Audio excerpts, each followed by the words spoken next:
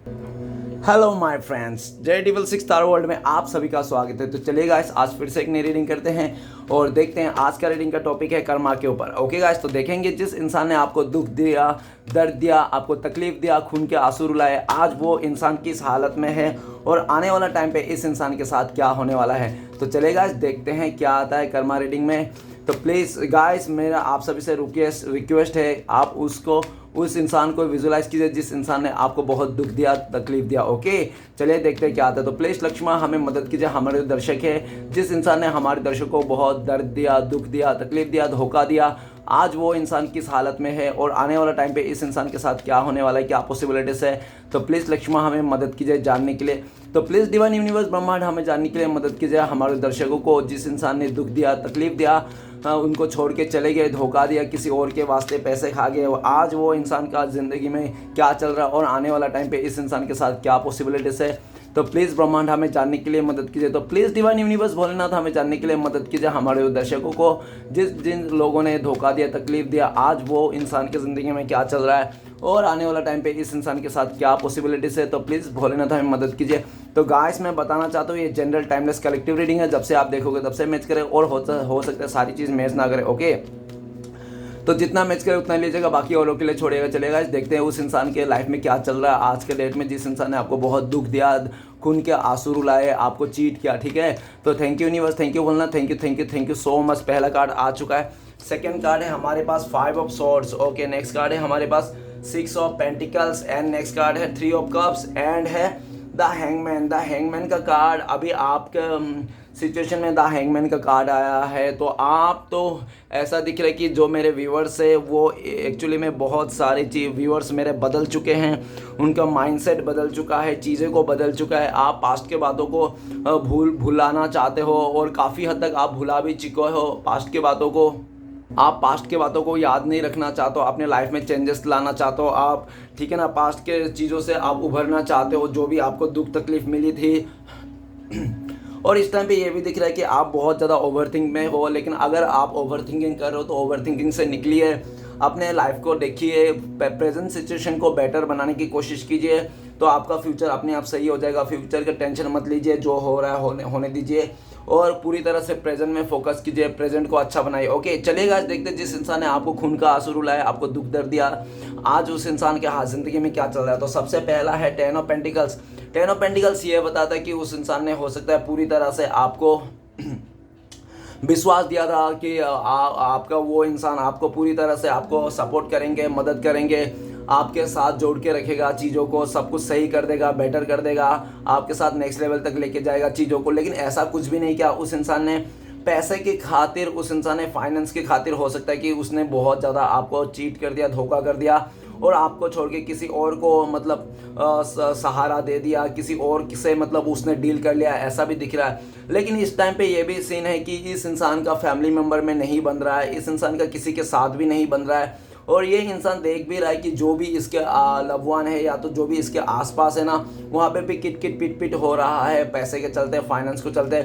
और फ्यूचर में ये भी देखा जा सकता है जिस जगह में ये इंसान बहुत ज़्यादा एफर्ट लगा रहा था या तो बहुत ज़्यादा सपने सजा के रखे थे, वहाँ पे भी उसको कुछ हाथ नहीं लगेगा, सब उसको ब्लेम करता हुआ दिखेगा। ये कितना भी एफर्ट लगा ले, कितना भी कुछ सही कर ले लोगों के लिए, लेकिन ये आने वाला टाइम पे लोग इसको हमेशा इसको गलत ही बोलेंगे, गलती नज़र से देखेंगे और इस इंसान का पूरी तरह से सपने को डी एंड कर देंगे। ओके, नेक्स्ट कार्ड है 5 ऑफ कप्स। 5 ऑफ कप्स ये बताता है कि इस इंसान ने पूरी तरह से आपका विश्वास को जीत लिया था, आपका भरोसा को जीत लिया था, आपको बहुत ज़्यादा बहुत भरोसा जीत के इस इंसान ने पूरी तरह से आपका भरोसा को तोड़ भी दिया था। इस इंसान ने आपसे बैक स्टेप कर लिया था, आपको बहुत ज़्यादा नेगेटिविटी दिया था, इस इंसान ने आपको अकेला फील करा दिया था, आपको डीमोटिव करा दिया था। तो लेकिन ये 5 ऑफ कप्स ये भी बता रहा है कि ये इंसान भी आज बहुत ज़्यादा पश्चाताप के हालत में है, कोई भी उसका सच्चा साथी नहीं है, कोई भी प्यार करने वाला उसका बंदा बंदी नहीं है। अब ये इंसान को कोई भी पसंद नहीं कर रहा है, ये बहुत ज़्यादा नेगेटिव हो चुका है इस टाइम पे कि उसने बहुत ही गलत किया अपने लाइफ में, जो भी पास्ट में किया उसको लेकर बहुत ज़्यादा पछताता हुआ दिख रहा है और आने वाला टाइम पे फ्यूचर में बहुत ज़्यादा पछताने वाला है क्योंकि ये जिसके साथ भी रिश्ता बनाएगा या तो जिसके साथ भी डील करेगा ना, वो सही नहीं रहेगा, उसको हमेशा मायूसी को देखना पड़ेगा, हमेशा उसको धोखे को सामना करना पड़ेगा और हमेशा हमेशा इस इंसान को ना आने वाला टाइम पे पूरी तरह से डिमोटिव हो जाएगा। ये इंसान अपने पास्ट के कर्मों को लेकर रोता रहेगा, सर पिटता रहेगा कि मैंने पास्ट में बहुत गलत किया, इस तरह से, ठीक है ना।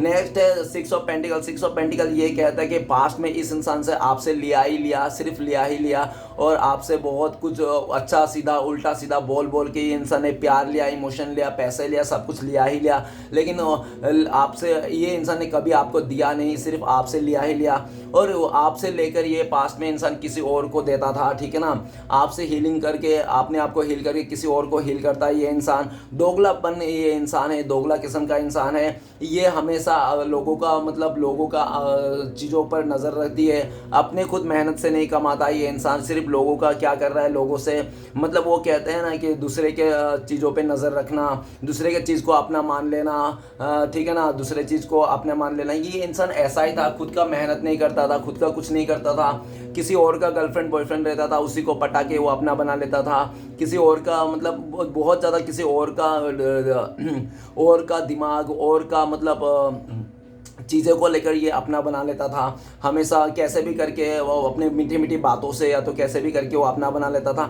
और सेम सिचुएशन आप इस इंसान ने आपके साथ भी किया है, ठीक है ना। आपसे लेकर किसी और को दिया, लेकिन ये भी दिख रहा है कि आपसे लेकर जिस इंसान को भी इसने दिया था, जहाँ पे भी ये एफर्ट लगा रहा था, वहाँ से भी इसको कुछ नहीं मिल रहा है। ये दिख रहा है कि यार इसके साथ भी नाइंसाफ़ी हो रहा है। इस इंसान के साथ क्यों नाइंसाफ़ी हो रहा है? क्योंकि उसको समझ में आ रहा है उसने आपके साथ नाइंसाफ़ी किया, गद्दारी किया, तो उसके साथ भी गद्दारी होना ही है ना।